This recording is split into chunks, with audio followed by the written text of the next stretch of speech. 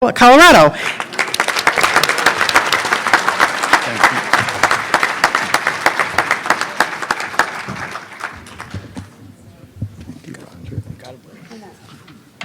I'm Mike. I'm an alcoholic. Hi, Mike. My sobriety date is April 23rd, 1985, and for that I'm grateful.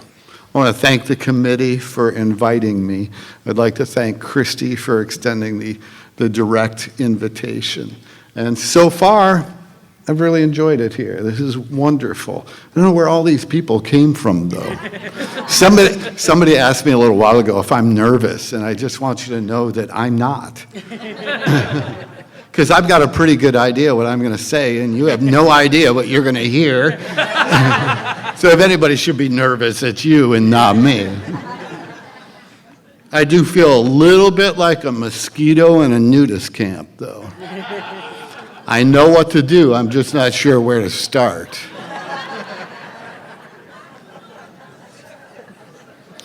A number of years ago, I woke up in the morning and I had a concern. And I laid in bed for a minute, and that concern turned into a problem. Nothing changed other than I was thinking. Well, I thought for a minute or two about my problem that I had created, and it turned into a crisis. So I went from a concern to a crisis in less than 3 minutes. Thank God I have a program, because I got up, I called my sponsor, I said, "Howard, I'm coming to pick you up." So I went and grabbed Howard, my sponsor, and we went to Denny's. And I was giving my crisis to him. And he had his hands flat on the table, and he looked at me and he said, "Your life is in divine order, unfolding into goodness." And I thought, clearly, he does not understand the magnitude of the crisis that I'm trying to deal with here. So I regrouped and gave it to him from another angle. This time, he had his hands flat on the table, and he's looking at me, and he says, "Your life is in divine order, unfolding into goodness." Now, I think he was beginning to see that I was struggling a little bit with his response, and he broke it down for me. And he said, "Mike, if you go back through your life as far back as you can go, and you look at all the circumstances and events that have occurred, you'll notice that the times that you were most afraid, what you were afraid of never happened. It turned out to be nothing. And those times where you wanted something really bad and you didn't get it, what you ended up with was better than what you wanted.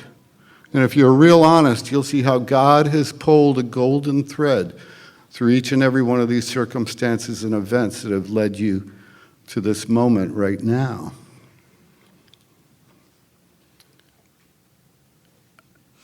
Now I had something I could do something with. And I brought that home. You know, in the 12 and 12, Bill W. in step 11 says, "Self-examination, prayer, and meditation, when logically interwoven, create an unshakable foundation for life." Now, when I came to the program, I was looking for a job, a girlfriend, and a place to live. And I'd have taken a girl that had a job and a place to live. Unshakable foundation was not something that I could see. So what I want to do is I want to go back with you and share some of the events and circumstances that happened along the way that led me to this moment now. When I was 7, I burnt the house down. We grew up in a little town outside of Buffalo, New York called East Aurora. Okay? And so not all that far from here. My dad was a member of Alcoholics Anonymous, and he got sober when I was around 3 years old. My mom came into Al-Anon, and they both worked effective programs throughout their lives until the time that they passed away. So I grew up in this environment, but when I was 7 years old, I lit the house on fire. Now, I don't know that that was significant toward my alcoholism, but it tells a little bit about me. Because what happened, we had 7 kids in our family. I was a middle child. Okay? My dad was an alcoholic sober. My mom was Al-Anon and just a recovery home. That was what we really had. So when I lit the house on fire, we're across the street while the firemen are breaking down the door and running in with hoses and all this panic going on in the neighborhood. And I'm sitting there thinking, there ain't no way I'm ever telling anybody that I did this. Yeah, probably days later, it seemed like months because I was keeping this secret.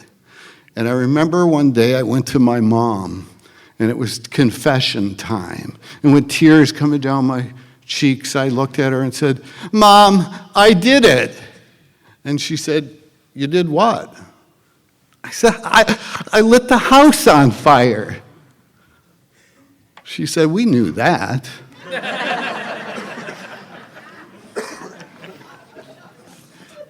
Kind of the story of my life, you know. We tell on ourselves whether we know it or not. My brother John, he's my older brother. He's going to come have lunch with me tomorrow. But it was his first communion. And they did first communions in about second grade then. So he's my older brother, so I was in first grade. And we went and stole some beer out of the cooler. And we went in the woods and we drank it. You know, I didn't get drunk and I didn't feel an explosion and everything in my world wasn't right or any of that. I just went and stole some more beer and hid it in the woods, and I didn't tell John because I was planning on drinking it by myself. Now, I don't know if I was alcoholic. I have absolutely no idea. There was some thrill about the event that attracted me. So from that point forward, I tried to drink whenever I could. If you invited me to your house, I might look around and say, "Hey, your parents drink, why don't we steal some of their booze?" I had older brothers, and in New York it was 18 for drinking age, so I could get my older brother's friends and such to buy me alcohol. I always had a little money because I had paper routes and things like that. I was a hustler. And I could be self-supporting of my alcohol addiction. And it wouldn't be uncommon to find me down in the park any particular night of the week, sitting there by myself, getting drunk. And that was before high school. And I am not going to go into a drunk-a-log tonight, okay? I'm going to probably stop right there and just tell you that my first detox was in Children's Hospital. I was 15 years old, and they didn't have a detox ward at Children's Hospital. They had intensive care, and that's where they put me for 8 or 9 days while I was detoxing from the alcohol and the other things that I was doing. And while I was in Children's Hospital, my dad's AA buddies would come and see me during the day, and they would talk to me, and they'd bring me cigarettes. Things are a little different today. And they would encourage me to come to AA when I get out of the hospital.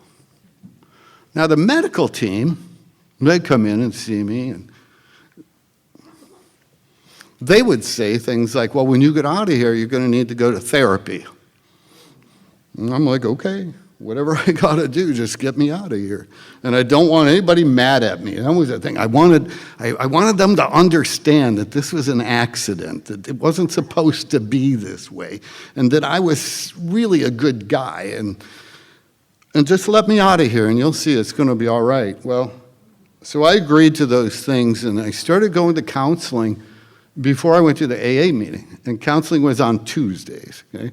And the counselor and he was a good guy, okay? But the reason I enjoyed going so much is we were smoking weed together. You know, I don't think the therapy was working. But it sure motivated me to ask, is it Tuesday yet? My first day, I got to give you a little bit of the environment that I grew up in too. So we lived on a main street. And back in the 70s, the New York State Police didn't always want to lock people up when they pulled them over. So what they would do is they would bring them to our house and put them to bed on the on the sun porch, and my old man and his sponsor would take these guys to meetings. Our house was always filled with alcoholics in every stage of recovery, some of them not real close.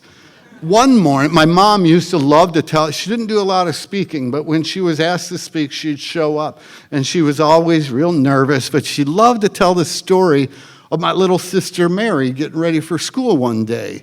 And Mary was getting her breakfast ready, and there's a drunk at the table.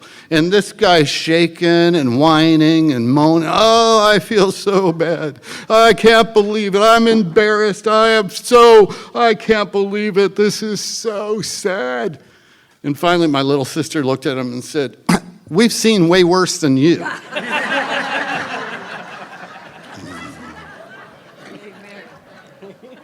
Nothing like ego deflation from an 8-year-old. So I knew all the AAs, okay? And I loved, growing up in an AA home is an event. Because, it really is. It's an event. It's not a boring life, okay? To have all these people coming in and out and this kind of, having dinner with us. And they would have the group anniversaries and stuff in our yard, and the AAs would throw money into the sandbox. And us kids would dive around trying to get it. And so AA was like fun, man. And so I knew everybody, and I was comfortable with everybody. I wasn't afraid of AA, okay? And I went downstairs of the police station, Orchard Park, Friday night, 9 o'clock, the Hillbilly meeting. They still meet there. It's still the Hillbilly group, and I'm sure you'd be welcome if you're in Orchard Park. Check it out. I go down these stairs with my dad and his sponsor. Now, when we got out of the car, I'm looking around to make sure nobody sees me. I really don't know what that's about. I go downstairs in the police station, and they had these long wooden tables and low ceilings. And over in the corner was coffee and donuts, and here you had some books, and they start the meeting, and they go around. I'm Bob, I'm an alcoholic. I'm Ed, I'm an alcoholic. I'm Dorothy, I'm an alcoholic. I'm Art, I'm an alcoholic. It comes to me, I say, I'm Mike, I'm a problem drinker with alcoholic tendencies. Man, I wasn't trying to be funny.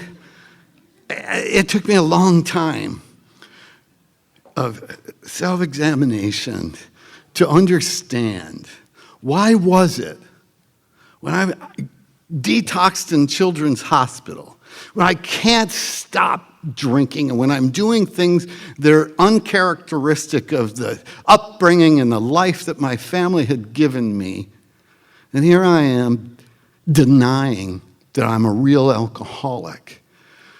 Now, the reason was because I didn't want to stop drinking. And I felt like if I said I was an alcoholic, it was some kind of announcement that I was going to stop drinking. And my father used to say things like, it's the first drink that gets you drunk. And I'd fight with him. Oh, God. What do you mean? It's the first, you're a lightweight. What kind of alcoholic are you? The first drink. Man, you're wasting my time. And then he would say stuff like, well, if you're going to get killed by a train, would it be the engine that kills you or the caboose? I'd be like, well, now, wait a minute. I need more information. Why am I on the train tracks now? They'd say things like, if you waddle like a duck and quack like a duck and look like a duck, you're a duck. I go home and look in the mirror and think, am I growing feathers? What the hell's going on here, Because I just didn't get it. It was a language that I did not understand, period. It was a language that I did not understand. And the members of Alcoholics Anonymous began to love me. And they began to say, come on back, kid. We like having you here. Keep coming.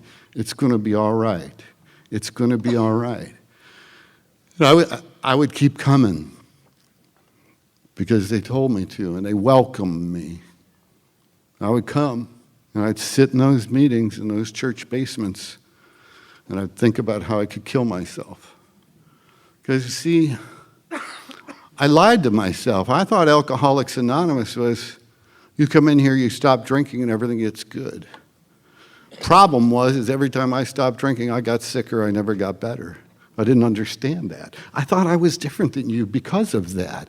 And for the next 10 years, I continued to come to Alcoholics Anonymous, and I was never able to put 30 continuous days of sobriety together. I'd end up in the psychiatric hospital. I'd end up at Erie County Medical Center.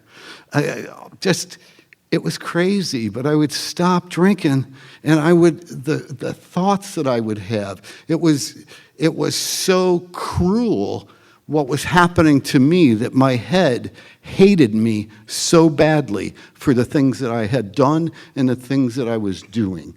And when I would get sober or stop drinking, I would spend my time thinking about that.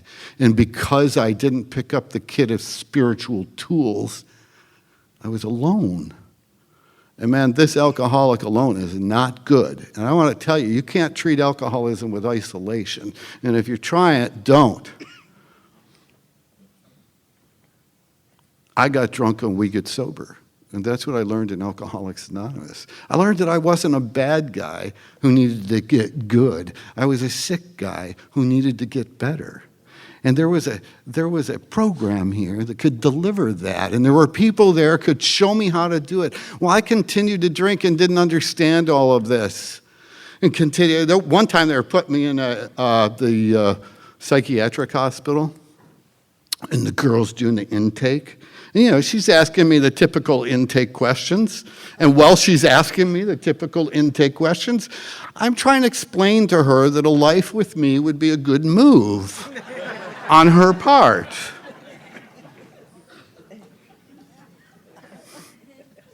Just, man.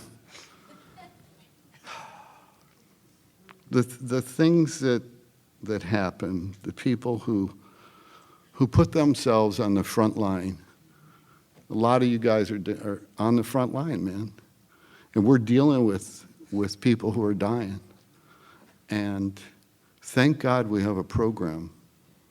Thank God that we have a program. We can be examples. So what happened to me was, after years of failed attempts at getting sober and using everybody that I could use and taking everything I could take from everybody I could take it from, until nobody wanted anything, didn't want to see me, didn't want me around. And in April of 1985, I broke into a house in Buffalo because I knew the guy that lived there, and I knew he was a hunter, and I knew he had a gun because he used to live with me. And I broke into that house, and I couldn't find the gun. I looked everywhere, under beds, under mattresses, in closets. I just wanted to kill myself. I just wanted to be done. And I got to the top floor in that house, to the attic, and I looked out the window, because I thought if I jumped out that window, I could kill myself. But I was trying to calculate if I should go head first, feet first, or just throw my body out. And I got to the window, and I looked out that window, and I saw 3 ladies walking down the street. I don't know if this was a hallucination, but they were wearing church hats. And I thought of my grandmother. And my grandma used to come over to our house after Mass on Sundays with her friends when I was a youngster, and they'd be wearing these funny church hats. So when I saw that, I thought of her, and I thought about the God that was given to me in my childhood, because I had lost connection with that. But it was the only God that I ever knew, and that was the God that was given to me. And I got down on my knees in that room by myself that night, and I said the same prayer everybody here: God help me. And tomorrow morning, I'm going to do a little talk on AA history. And when I do, I'll probably talk about Bill W.'s spiritual experience. But Bill W.'s spiritual experience in December 1934, he walked into the hospital and he's waving a bottle of ale. And he says to the doctor, "I got it this time." And the doctor says, "You sure do. Now go on up and sleep it off." And then a couple days later, the guy that originally met Bill at his house, Ebby, you read the story in the big book, okay? The kitchen table. So Ebby shows up at the hospital, and he's standing in the doorway. And Bill said he woke up and he saw Ebby in the doorway, and he thought, "Why isn't he out looking for a job?" Then he said, "Ebby, come on in." And the next thought was, well, maybe this guy is a guy who's really practicing what he's preaching. "Ebby, tell me, what was that little formula that you shared with me at my house over in Clinton Street?" And Ebby says, "Oh, Bill, you got to be licked. You got to be done." Oh. You got to believe in some sort of God, even if you try it as an experiment. You have to be willing to write down your life story and share that as a confession with another person and with whatever this God you're trying to experiment with. And then, lastly, you have to share this with another person. So Ebby shared this little formula with Bill, and then Ebby left the room. And Bill said, now Bill, you have to understand, had a lot of experience with depression. Okay? And Bill said he was in the darkest depression he had ever been in. And in the depth of that depression, he cries out as a child, "If there's a God, show himself." And he said the whole room lit up, a bright white light, and he felt like he was on a mountaintop, and he could feel the breeze of the Spirit, and he knew he had been released. That didn't happen to me. I drank all day. Had to do something to come off the cocaine. I made my way to a bar late that night. It was on a Sunday night, and I called the only person left. That was my old man. He got on the phone. He says, "Where are you?" I told him. And the next day, he and another alcoholic came and did a 12-step call on me. And it was in a diner in South Buffalo. We sat there, and we talked about my options. I didn't have any options. They were gone. I'd burned all the bridges. There were people after me. The legal system was looking for me. There was issues. There were some things that needed to be dealt with, and it probably wasn't real safe for me to hang around in that community. So it wasn't yet decided I was going to leave the community, but it was recommended I get detoxed first. So my brother brought me to the Erie County Medical Center, and they had called ahead and everything. I thought everything was worked out, and I walked into the lobby of the medical center, and the admissions counselor came out and put his hands up. And he said, "You can't come in here. You've been here too many times. We can't help you. You need to leave or I'm getting security." Well, where my brother's car was parked was a taxi cab, and I got into the cab, and I just said, "Take me to a bar."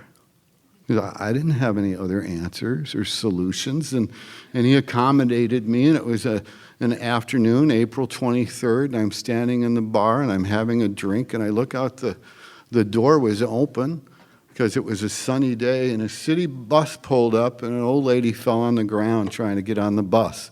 And for some reason, I went out, and I helped her get on the bus. I'll bet that drink is warm because I've never had to go back to get it. And I got to tell you, one of the things that Ebby said when he met with Bill said, "What's this deal all about?" And Ebby said, "It's a new kind of giving. It's a giving without any expectation of reward or recognition." And I'm going back through my life, and I'm looking to see where God has pulled a golden thread. And I see the admissions counselor say, "You can't come in here." And then I see the lady fall to the ground, and I go out and help her get on the bus. And the next thought that came to my mind was, why didn't you kick her and take her purse? Because you see, that's the kind of punk I had become. But I believe when I said that prayer 2 days earlier, God help me, that the God that I believe in, the God in the invisible, began to do some things, and things began to get lined up so this guy could get sober. I thought, I've had the privilege of doing a lot of history stuff. And Bill Wilson's one of my favorite characters. And it's easy for me to be a little jealous of Bill and his spiritual experience. And I felt like I got screwed, and I never had one of these profound spiritual experiences. And here I am, 18 years sober, going back through my life, and I see the lady fall on the ground, and I didn't kick her, take her purse, and I'm thinking, dude, you missed it. You had a profound spiritual experience, and you missed it. Then I thought, I wonder what else I've missed. So I had to start to become more aware, pay closer attention to what's going on around me. And anyway, the old man decided that he would call a friend of his down in Texas. This guy was a circuit speaker, and he was an AA member, and he got sober on October the 28th of 1951. And my old man called him, and John said, send the kid down here for a couple weeks. We'll see if he wants the deal. He always called AA the deal, and he always called me kid. He actually had another name for me, but Howard asked me not to share it from the podium. So they sent me down to Brownwood, Texas. And this is where the story gets good, because this is AA. Big John has me come to his house, and he's got a 1-bedroom apartment. He gives me the bedroom. He's 80. Gives me the bedroom. Now, the first night I'm there, he's pacing. And they all wore jackets at the time. And he's pacing, Kid, how long you been around the deal? With as much ego, okay, as I had left, I still want it to sound good. I said, about, 11 years. He said, I don't know if you have the guts it takes to make it. But if you do, we can show you by living proof how you never have to live this way again. And if you want to get sober, I'll go to hell and back with you. And if you want to get drunk, you can go to hell alone. I was waiting for Welcome to Texas.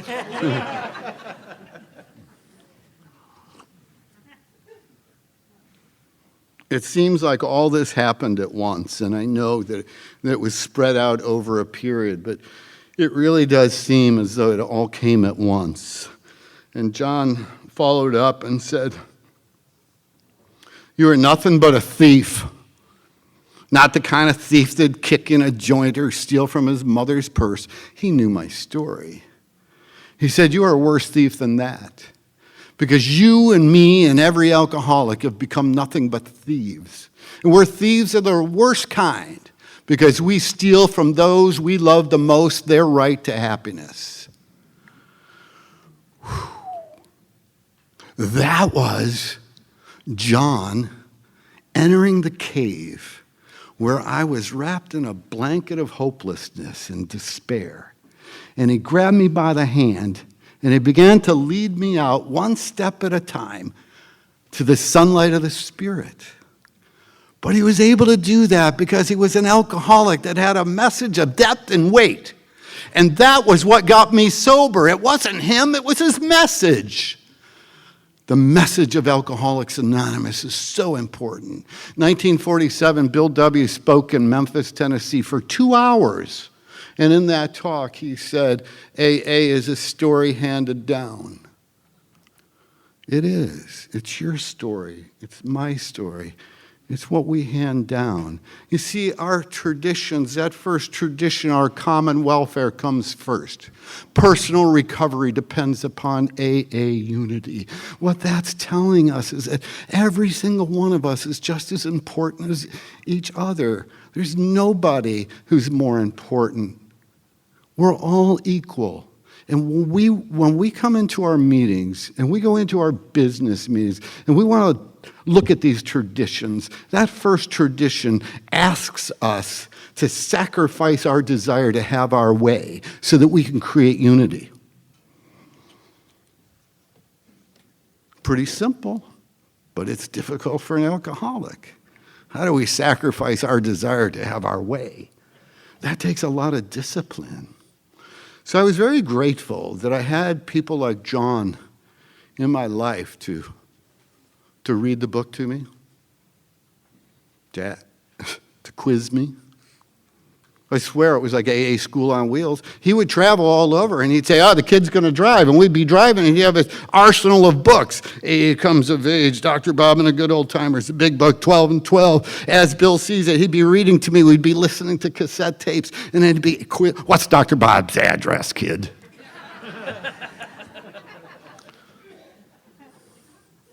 It's amazing. Now, John's best friend was a guy named Bill O'Neill, okay? And his wife, Arbutus, and Bill and Arbutus started the Midwest Tape Library. So like my second day in Texas, we go to visit John's best friend, Bill, and we pull in the driveway, and John says, "This is the largest AA tape library in the world, kid." And I'm like, who cares? I mean, I'm only sober a couple days, and I'm not sure I'm going to even stick around. I went in, and I met Bill and his wife Arbutus, and oh my God, a golden thread. All I can tell you is I would go to their house every day, and they had a little table, and they had a little orange coffee pot that was full of water, and then they had instant coffee. For you younger people, that's just dirt and water. But we go there every day, and they would be talking about AA history. They were filled with the history, all of these audio recordings and archives and materials that they had. And they were always talking about the history, whether it be Bill Dotson or Sister Ignatia or Dr. Bob or Bill or whomever. But I was getting this put into me every single day. And I was learning about our program, and I was growing to respect it. And I remember one day, and it was early, they were sitting at the table having a conversation. You know how old-timers sit around and have conversations? Well, I thought it was my turn. And at the time, I did not speak like I do today. Okay? I could get about a 7-word sentence out, and 3 of them started with F. Bill starts pounding one of his fingers down on the table and glaring at me with one of his eyes. And he says, "The first thing we clean up in here is our mouth." I'm thinking, grumpy. Well, we got out to the car. Now, Big John, I had known John because he had been to our house a few times. So I was very comfortable with him. And we got out, and I looked at him and said, "What is up with Grumpy? You guys, you're not going to start telling me how I can talk. I'm 25 years old." He says, "Look," he says, "this program saved our life, and it might save yours. What Bill wants you to do is to have a little respect for the men and women who made it possible for you to be here." He said, "We knew some of these people. We knew Bill and Lois and Bill D." And so he goes on and he just says, "Look, he just wants you to be a good example. You might be the only big book that some new guy or girl come in and see. And he just wants you to be a good example." So I have to tell you that I bought into it. I said, "You know what? I can do that. I can respect this program and the people that came before us." And I began to feel like maybe I belonged. I wasn't quite sure, but I was beginning to feel that way. Now, one of the people that Arbutus sponsored was the co-founder's son, Dr. Bob's son, who was in Al-Anon. And he was over at the library one day, and we were just talking, and he said, did Bill or John tell you about the first guy that my dad and Bill W. worked with? And I'm like, oh, yeah, Bill Dutton, AA number 3, Akron City Hospital. And he said, well, Mike, there was a guy before Bill D. He said this guy was a bad drunk. I think he even said an agile drunk, okay? And he said he was bad. He said they moved him into Dr. Bob's house, and they were trying to get him sober. And he would go out the window at night and climb down the downspout, go get drunk. And then Dr. Bob and Bill would have to try to find him so they could carry this message to him that they were trying to get. And Eddie was too far gone. One afternoon, he was chasing Dr. Bob's wife around the house with a butcher knife. And Bill and Dr. Bob had to commit Eddie to a sanitarium. And I have a feeling that Eddie felt like he failed them. And man, I'm going to tell you, I came to you feeling like a failure. Like I was a failure in AA. I'd come here for 11 years and I couldn't get sober. And I was a failure to my parents. And I was a failure to school. And I was a failure to my friends and the people who were foolish enough to give me jobs. I felt like I was a disappointment to everybody and a failure. And that's how I came to you. And Smitty looked at me and he said, and my head's thinking, this guy and Bill and Bob must have felt like they failed him. And Smitty said, the story doesn't end there, Mike. He said 15 years later, at my dad's funeral, a guy walked up and extended his hand to me and said, do you know who I am? And Smitty looked at him and said, why, you're Eddie.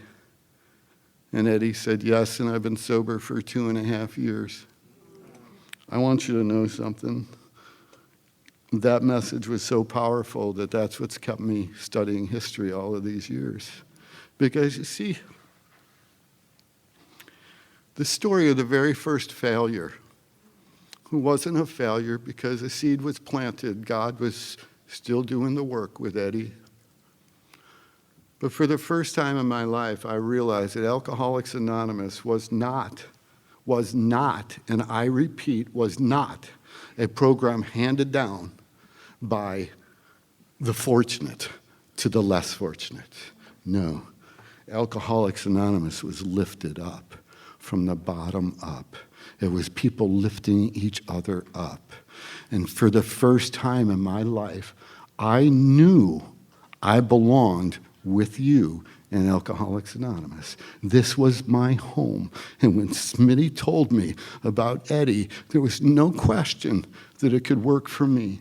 If it worked for a dude that they had to put in a sanitarium when they didn't even have the 12 steps yet, if it'll work for him, it'll work for me, and it'll work for you, and I know that.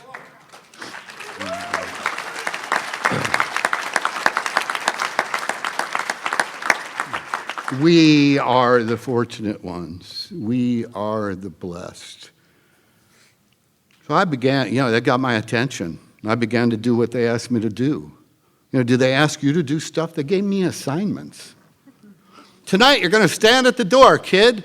And I want you to shake people's hands when they come in here and tell them that you're glad to see them. I think, man, I'll go to the door, I'll shake their hands, but that glad you see them stuff, I'm not so sure about that. I'm doing what I'm asked to do, okay? I had surrendered. John said to me one day, I was a couple weeks sober. Why don't you, or have you started the steps yet, kid? I said, oh, yeah, I've done step 1. I've surrendered. Oh, you have, huh? Good. He says, let me ask you a question. During that 11 years when you were bouncing around like an idiot, had you surrendered? I said, yeah. He said, how many times? I said, a lot. He said, well, then there's something more to this deal than surrender.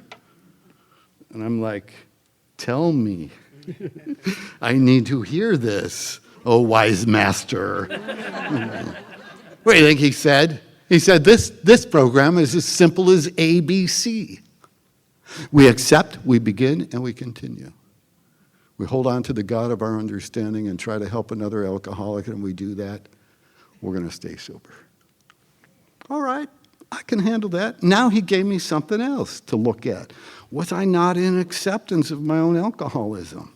So this stuff began to get unraveled for me. But I'm so grateful that he knew the questions to ask. And anybody been around me knows I ask a lot of questions. I mean, poor Christy, driving me from the airport. I know what she did for a living. I know what she retired from. I know her husband's name. I know how long he's been sober. I know how long she's been sober. That's just what I do. I mean, Roger and I went out to dinner last night, and it was like I interrogated the poor waitress. But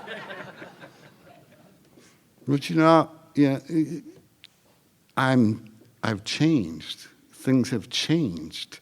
I'm not the person I was when I came into this program.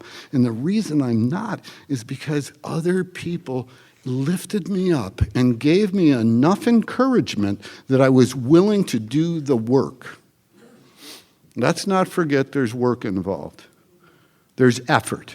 Yes, I believe God takes care of us. I believe that the main object of the book is to enable me to find a power greater than myself that will solve my problem. Okay? I believe that. But I also believe in carrying this message and being of service. I was telling you, I was door greeting. And one night a dude came in, his name was AJ. And AJ was an older guy, he had been sober a long time, and he was retired, and he spent a lot of time on the golf course. And AJ had a beautiful tan, always had a nice tan. And I think he used to wear light-colored shirts so everybody would see his tan. Anyway, he came into the meeting one night, and I said, "Hi, AJ, how are you?" And he said, "Fantastic." And I'm like, "Do you really mean that?" "I sure do. And it just keeps getting better." And the dude had 3 times as many teeth as you're supposed to have. And a smile went completely from ear to ear. And the first thing that went through my head is, I wonder if he's on pills.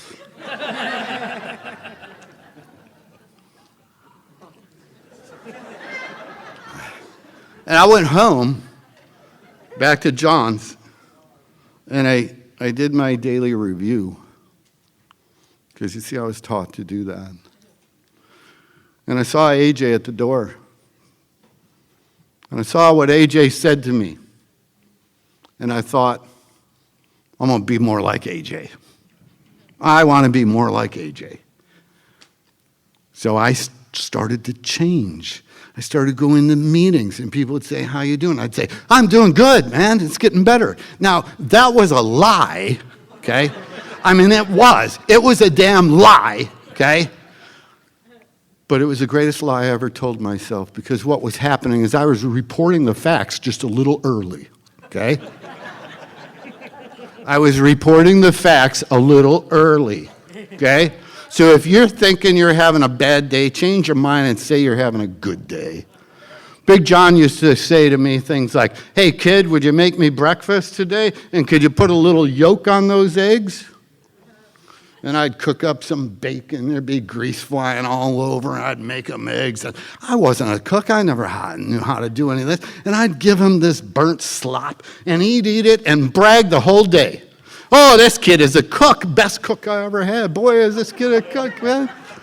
So one time he said, "Can you make me spaghetti and meatballs? And could you make the meatballs round?" Apparently, he's never been able to do that, okay? And well, I'd never made a damn meatball in my life. But my mom was a beautiful kind of half Italian lady, right? And her mom was a lot more Italian. And I grew up in this house where, they're making homemade pastas and all this. So John must have had some expectations. So I went to the little deli and I bought, because I knew the ingredients, okay? There's hamburger, there's eggs, and there's bread. So I went up to the little market. I got a loaf of bread, a box of eggs, and a pound of hamburger.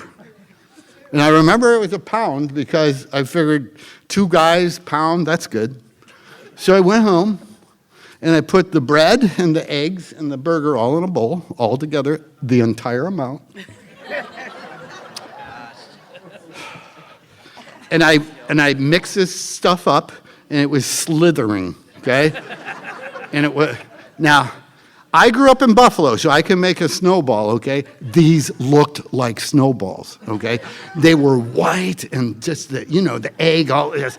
And then I fried them in the bacon grease that was sitting on the stove from the morning because, I didn't really learn to clean up after myself yet.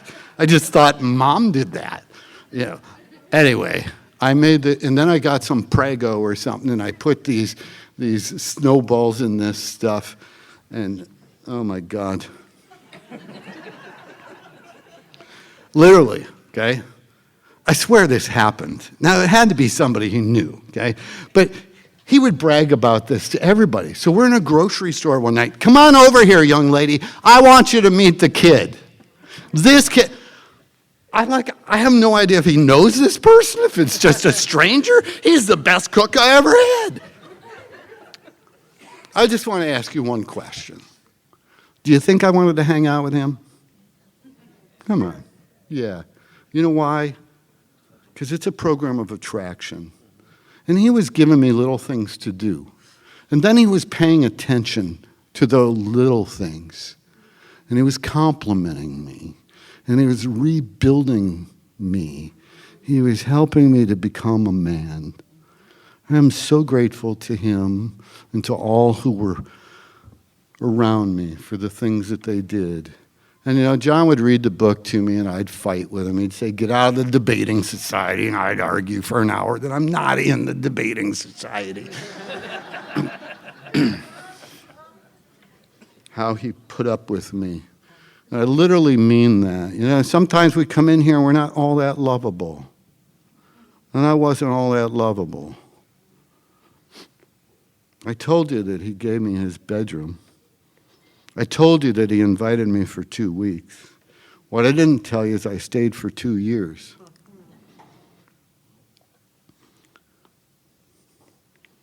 It would be foolish of me to not recognize that there are times in our sober lives that we have to inconvenience ourselves.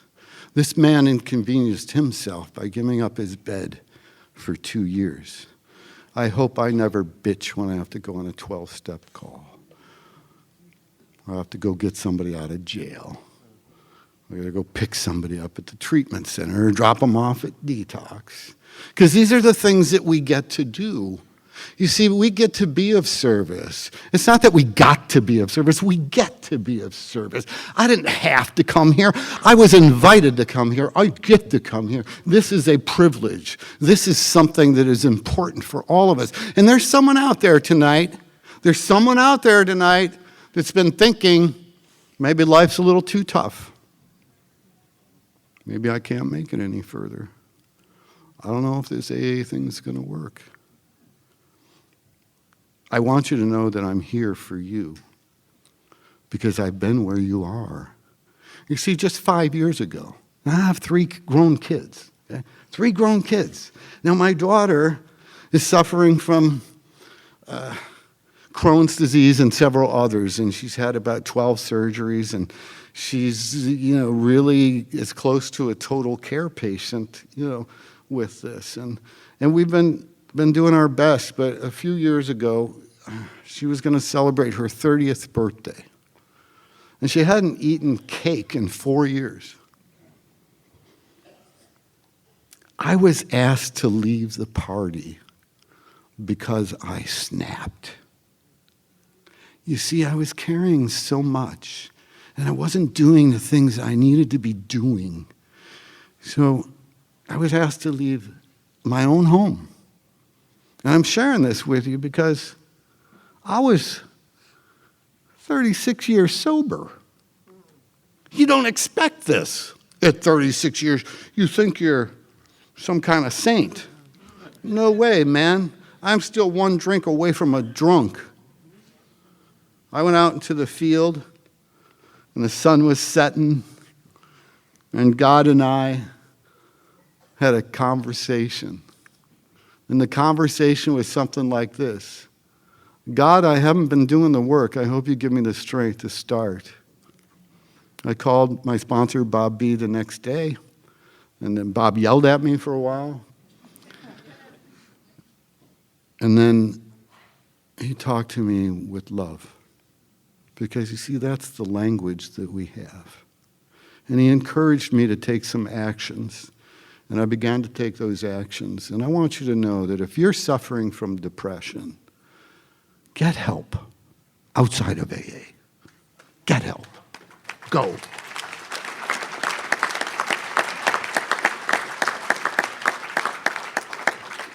And I share that from my heart. And I tell you that you can suffer. At any point, you can suffer. You can be sober for many, many years and suffer. And I've seen people go back out with long-term sobriety. I know people who have died with long-term sobriety. This is not a done deal, one and done. We come in here, we're all better. This is a daily program. That's what the speaker this afternoon was saying. It's a daily program. That's what we're given. The book says we have a daily reprieve contingent upon the maintenance of our spiritual condition. And Bill W. was like a wordsmith. You think about the things that he wrote. Think about those promises. If we're painstaking about this phase of our development, we'll be amazed before we're halfway through. Why didn't he say, we'll be moderately satisfied when we get to this point? No, he said, we'll be amazed. Think about that word amazed and then ask yourself, is my sobriety amazing today? Am I being rocketed into the fourth dimension? Am I bringing people with me? Am I celebrating my recovery every day because I'm grateful? Do I wake up with a grateful heart? Not every day. But boy, most days, because you see, now I know. See, now I know that AJ was right. It just keeps getting better. That doesn't mean we're problem-free. Let me share some of that, because I don't want anybody to walk out of here and say, well, he was good, but boy, he's never had a problem in his life. I really don't want you to get that impression. So I began doing this kind of thing a number of years ago, and I had gotten back from a trip, and I was out in the garage, and I'm cleaning my garage, and I lived in Arizona at the time, so I had the garage door open, beautiful sunny day. It's probably 11 o'clock in the morning, and my musing was interrupted by the Chandler Police Department, who decided to raid my house. I found myself in handcuffs on the floor while they were arresting my son, next to my wife. And the first thought that went through my mind was, your life's in divine order, unfolding into goodness. Then the next thought was, so is his. And I want you to know that because of you, and that's it, man, because of you, I became Josh's cheerleader. I didn't try to be his sponsor. I didn't try to be his mentor. I just tried to be an encourager. I wanted to be a cheerleader. And when he gave me something to cheer about, I wanted to cheer about it. And he's sober 13 years. So. And it would be wrong for me to talk about Josh and Emily without saying that my oldest is Andrew, and he just brings so much joy to my life.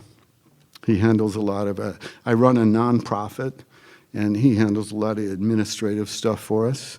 The nonprofit, I can just share with you that library that Bill and Arbutus had, the largest AA audio library in the world, we've enlarged it, and we've been digitizing it with the goal of making it available for all future generations of people in recovery.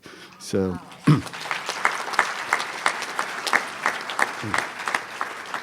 I really, really, really feel like I'm the most fortunate one in the room. And I think that's an attitude. So 2013, my brother Jim, he was my oldest brother, he called me up and he told me that he is sick with cancer. And we weren't real close, but we became close that last year of his life. And it was getting toward the end. And I asked him if he'd like me to come and see him, and he said yes, he would love that. So I made arrangements to go there. And I was pretty nervous about it. So I went to see Howard, and I said, Howard, I'm going to see my brother, and we haven't been real close. I mean, this year we've talked a lot and stuff, and he's real sick, and I don't think he's going to make it more than a few more days. And Howard said, his life is in divine order, unfolding into goodness. I got to see Jim on the morning, it was late at night, so the next morning we're having coffee, and he was down to just a skeleton of a person, and I'm rubbing his shoulders for him, and I said, Jim, I was really afraid to come here, because I didn't know how to deal with this, and I went to see my sponsor, and my sponsor said, his life is in divine order, unfolding into goodness. And I said, Jim, he told me that years ago. But then he gave me an assignment. He said, go back through your life and look at all the circumstances and events that have occurred and the times that you were most afraid. What you were afraid of didn't happen. When you wanted something that you didn't get, what you got was better than what you wanted. And if you're honest, you see how God has pulled a golden thread. So over the next 3 days, Jim and I went through his life. And we talked about the things. And there were things that I recognized. And that was when he was of service to his wife, who had passed away a year before. When he was of service to her and he was sacrificing golf and the things that he had to sacrifice to help make her life a little bit better were the times that he felt the best. Those were the times where he felt the most connected. I left there understanding that his life was in divine order, unfolding into goodness. And it was absolutely a beautiful experience for me. He passed away 2 weeks later, and I went back to do the eulogy and the funeral, and I did that. And my mom drove me to the airport when I was going home, and she said, I don't want to go in. I got a little cold. And I said, oh, Mom, you don't need to go in. I gave her a kiss and love you and see ya. And a couple weeks later, she got sick. And they put her in the hospital. Now, the diagnosis was pretty much undiagnosed because they were just trying to figure out what was going on. Well, as each day would go forward, something else would stop working in her body. And it finally came to the day before she was going home to be with her father. She woke up in the morning and she said, I want Mike here. Now, my mom and I did not have any unfinished business. But when I got the call, I went to see Howard. Howard reminded me that her life is in divine order, unfolding into goodness. And I got to the hospital. And the room was filled with children and grandchildren. It was late at night, and we all prayed. We were holding hands and saying prayers. And next thing you know, everybody's gone, and I'm sitting on the side of my mom's bed. And I looked down at her. I'm holding her hand. And I said, Howard told me to say hello and that your life is in divine order, unfolding into goodness. And she looked at me and she smiled and she said, I know. Get this, man. She's hours away from dying, okay? And she said, do you have your phone? I'm like, yeah. Call Josh. Josh, this is Grandma. I love you. I am so proud of you. I want you to stay sober. Keep doing what you're doing. Can you call Tim? Tim, I'm so proud of you. I love you. You have a good start. Stick with it. Stay sober. I love you. Wow. And I thought, What a testimony. Here this lady's hours away from dying. She's got probably 25 grandchildren. She wants to talk to the 2 that are sober in recovery. This program is powerful. What we have is powerful. Now, I was troubled by, why did she want me there? And the next day after she passed on, I was on the phone talking to somebody, and I think I had said that. I don't know why Mom wanted me here. My sister-in-law came up to me and she said, "Now, you don't understand. She didn't want you here for her. She wanted you here for us." When I left Buffalo in 1985, there was nobody that wanted me. And for my mother, dying wish to have me there because I can bring something positive to the family when she's gone is the greatest testimony of Alcoholics Anonymous I can possibly give you.